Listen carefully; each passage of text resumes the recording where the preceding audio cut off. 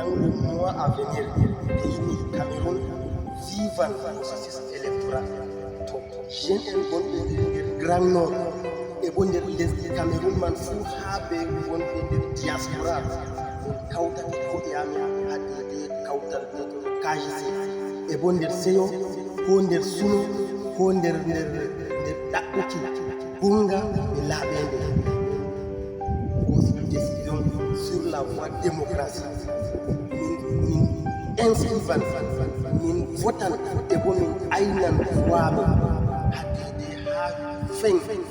processus électoral ndiyami to miɗo ƴona ko moyto fof ta ɗumma wiyam yiɗi ko bo mi wañi amma o winda hoore maako a elekam ko muy yaawa ya winda hoore maako e bo ko muy yaawa tefa de moftirde je o wonata ha nder man ha o protégea hoore maako amma ta o toña bo to assalamu aleykum wa rahmatullahi wa barakatuh mi yettini